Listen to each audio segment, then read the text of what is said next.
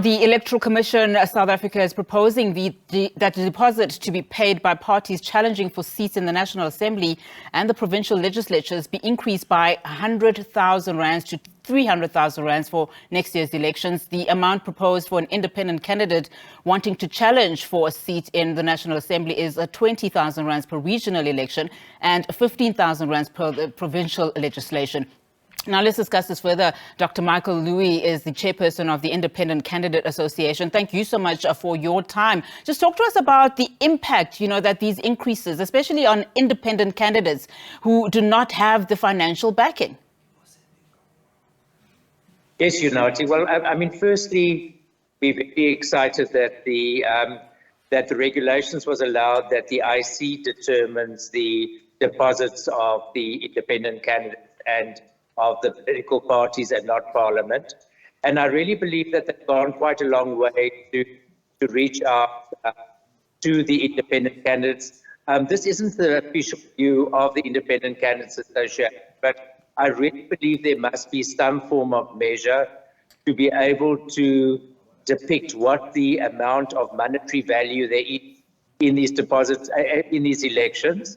And I really think that 20,000 is not too bad. The only thing is that, as we know from the new Electoral Act, that an independent candidate can stand in all 9 regions, which means that will effectively be 180,000 rand, if it's 20,000 rand per region, which could really affect a independent candidate that has got national popularity.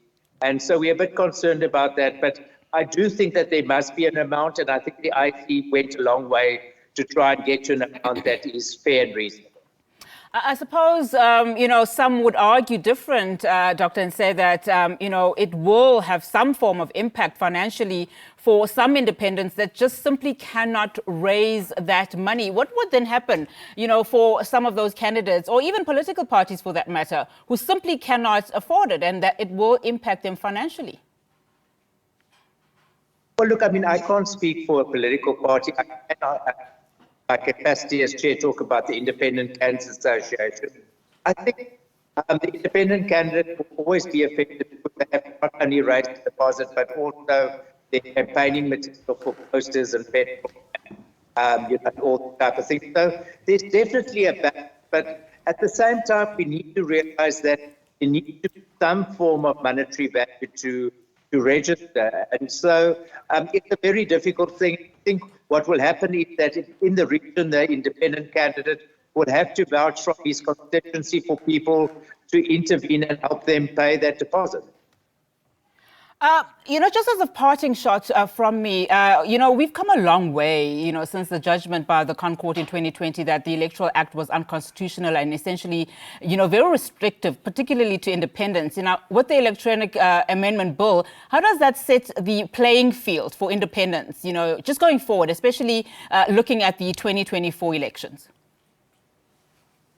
Well, look, Unati, the big thing is that obviously that the Independent Candidates Association, at the moment, we're in front of the Con Court because there is definitely a conflict in the way that political parties and independent candidates are treated in the Act.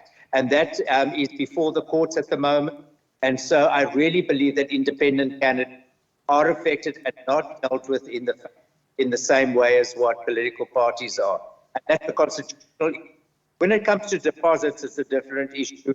You'll see that political parties are going to pay 3,000, while independent candidate pays only 20,000 because we now get to regional elections and not national elections. So I think there's some form of fairness in the whole thing. My first reaction was definitely that this was not unfair, but I think there's definitely some independent candidates that are going to complain and say it's not fair.